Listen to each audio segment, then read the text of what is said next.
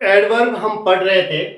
Adverb में देखो, अब आगे मैंने कुछ नोट्स लिखे हैं। देखो, किसी भी वाक्य में एडवर्ब पहले मैनर आता है, फिर प्लेस, फिर टाइम का प्रयोग होता है। कैसे? She सैंग well in the town hall last night. उसने अच्छी तरीके से पिछली रात गाना गाया, है ना। तो ये देखो, वेल, ये सैंग तो वर्ब है। सिंग, सैंग, संग होती है।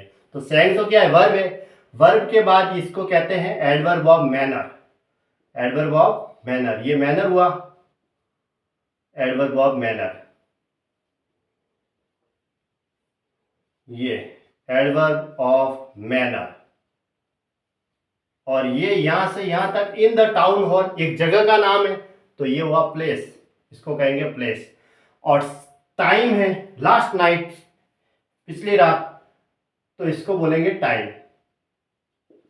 ये टाइम हो गया, तो इसको कहेंगे एडवर्ब ऑफ टाइम, है ना, एडवर्ब ऑफ टाइम। तो पहले मैनर का प्रयोग होता है, फिर प्लेस, फिर टाइम। अगर इसको ऐसे लिख दिया होता, she sang in the town hall well last night, तो फिर रॉन्ग हो जाता। पहले मैनर आएगा, फिर प्लेस आएगी, जगह बाद में, और टाइम सबसे लास्ट में, ऐसे। ठीक है, ऐसे प्रयोग होता है। अगर इन द टाउन हॉल आगे लिख दिया और वेल को बाद में लिख दिया, तो फिर रॉन्ग हो जाएगा। जगह बाद में आएगी और मैनर पहले आएगा। एडवर्ब ऑफ मैनर पहले प्रयोग होगा, उसके बाद एडवर्ब ऑफ प्लेस, और उसके बाद में एडवर्ब ऑफ टाइम, है ना। ऐसे प्रयोग होता है, एडवर्ब ऑफ प्लेस, उसके बाद एडवर्ब ऑफ टाइम। एमपीटी, पहले मैनर, फिर प्लेस, फिर time. Adverb of manner, adverb of place, adverb of time, ऐसे प्रयोग होता है। इस सीरीज में होता है। लेकिन कुछ वर्ब ये होती है, जैसे कम, गो और अराइव। कम का मतलब आना, गो का मतलब जाना, और अराइव का मतलब पहुंचना, है ना। तो इन वर्ब का प्रयोग हो, इन वर्ब का मूवमेंट हो, तो क्या कैसे करना है? बस प्लेस आ जाएगा, आगे आएगा, और मैनर है वो पीछे चला जाएगा। एडवर्ब ऑफ मैनर पीछे चला जाएगा, मतलब पहले एडवर्ब ऑफ, पहले प्लेस, फिर मैनर, फिर टाइम का प्रयोग होता है, ऐसे। ये तो अपनी जगह पे ही है।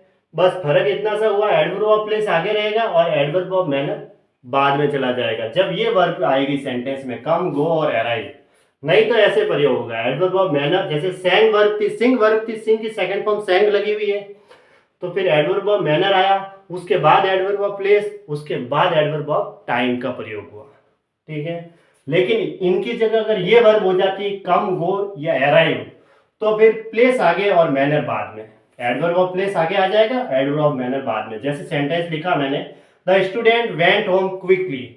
वेंट क्या है? वर्ब की सेकंड फॉर्म है, गो की सेकंड फॉर्म है। देखो, गो है, उसकी सेकंड फॉर्म लिखी हुई है, और होम एक जगह का नाम है, घर ही है, और क्विकली है यानी शीघ्रता से, है ना। तो ये प्लेस हुआ और ये मैनर हो गया। टाइम तो नहीं दे रखा है सेंटेंस में, तो टाइम नहीं दे कर रखा, तो हम उसको नहीं लेंगे। ठीक है। तो ये गो की second form I, second form I गो की। ठीक है, सेकंड फॉर्म आई गो की। इसकी वजह से क्या हुआ? पहले किसका प्रयोग हुआ? एडवर्ब ऑफ प्लेस पहले आ गई और एडवर्ब ऑफ मैनर बाद में आया। अगर मैं क्विकली होम लिखता तो भी रॉन्ग था, पहले होम आएगा, उसके बाद क्विकली आएगा। क्यों? क्योंकि गो की सेकंड फॉर्म आई है वेंट। गो की सेकंड फॉर्म भी हो सकती है, जैसे कम की सेकंड फॉर्म केम भी हो सकती है, इधर अराइव्ड भी हो सकता है सेंटेंस में। ठीक है। गो की सेकंड फॉर्म आ गई वेंट, गो आए या गो के सेकंड फॉर्म भी आ सकती है वेंट, तो भी क्या होगा? पहले एडवर्ब ऑफ प्लेस, उसके बाद एडवर्ब ऑफ मैनर, और उसके बाद में अगर आगे और सेंटेंस है तो फिर टाइम सबसे लास्ट में आएगा। टाइम तो सबसे लास्ट में ही आता है वैसे भी। बस फर्क इतना सा है। इसको याद रखने का तरीका क्या है पता है?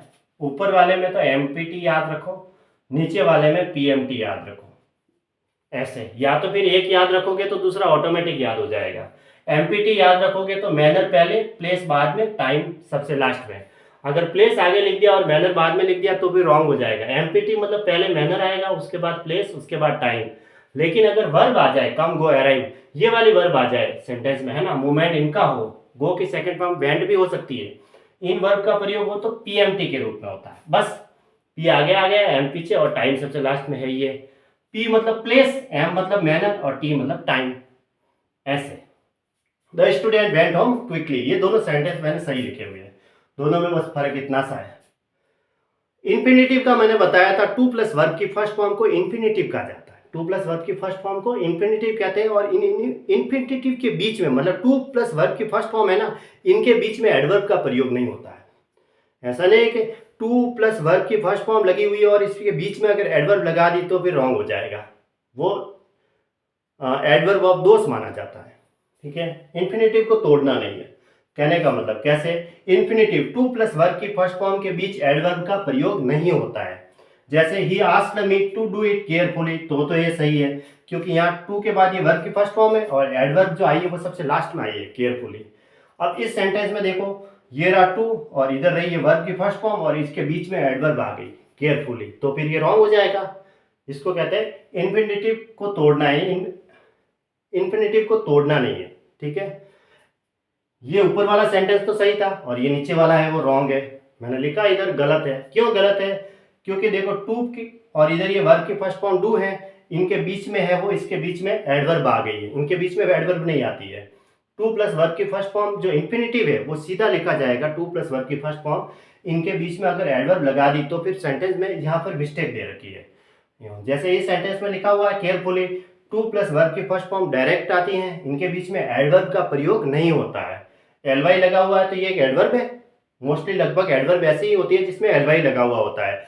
कुछ एक को छोड़ के काफ़ी एडवर्ब ऐसी है जिसमें एलवाई लगा हुआ आता है। जैसे कोवार्डली है तो वो एक एडजेक्टिव है ना। लविंगली एडवर्ब है लेकिन लवली एडजेक्टिव है, ऐसे। ठीक है, तो ये एडवर्ब यहाँ बीच में लगा दी, इन्फिनिटिव के बीच में। इन्फिनिटिव मतलब टू प्लस वर्ब की फर्स्ट फॉर्म, इसके बीच में अगर एडवर्ब लगा दी केयरफुली तो फिर यहाँ पे ये गलत है, ये रॉन्ग है, या ये नहीं आनी चाहिए थी। लेकिन इसमें देखो टू प्लस वर्ब की फर्स्ट फॉर्म है, एडवर्ब तो लास्ट में लगी हुई है, तो ये सेंटेंस सही है।